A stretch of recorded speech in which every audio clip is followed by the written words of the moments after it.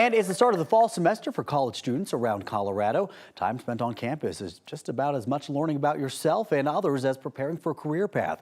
In fact, for some, it could be the first time that they're around people of different backgrounds, different ideologies, maybe even different races. So this morning, our 9 News racial equity expert, Dr. Rosemarie Allen, joins us to discuss how to approach these different conversations about race in college. Dr. Allen, thanks for being with us. I'm so glad to be here. I'm glad for you to be here too, because this was actually my experience growing up in Amarillo, Texas, which was a little bit, felt like a smaller town, moved to the Austin area where I met a ton of different people of all different backgrounds, and it was really interesting. It was culture shock at first. How does one go about dealing with this and preparing to be submerged in a world like that? You know, and I love that you're sharing your experience, because that is the experience for so many.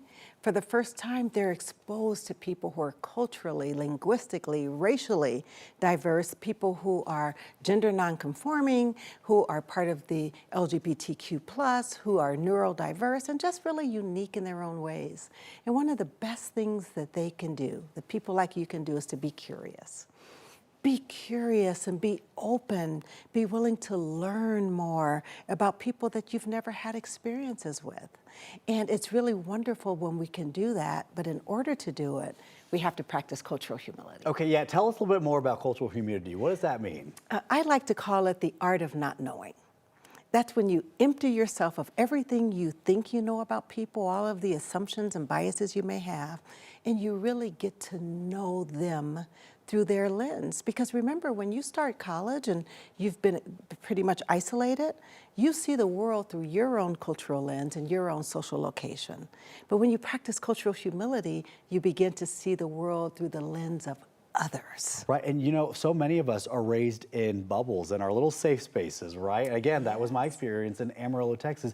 Sometimes that gets a little uncomfortable, but it's so important that we do experience that. Being uncomfortable doesn't necessarily mean it's an unsafe space. Sometimes that just means you're growing. Absolutely. And you know, Glenn Singleton wrote a book, Courageous Conversations, and he talked about these 4 agreements. One is to really be engaged.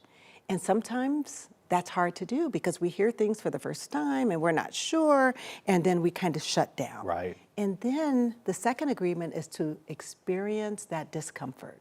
You may be uncomfortable, but in that discomfort, there is growth.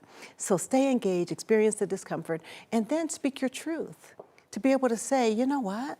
I've not had this experience before, and I want to learn more. And then last, know that that conversation, that class, taking these courses, it's not going to solve the world's problem, but you will experience growth. Yeah, Dr. Allen, we just have 30 seconds left, and I want to ask you a really important question about, obviously we have to open up our ears, we have to be willing to listen to people. How do we go about approaching these conversations, though, without meaning to be offensive or anything like that? You know what? Take some classes you wouldn't ever take.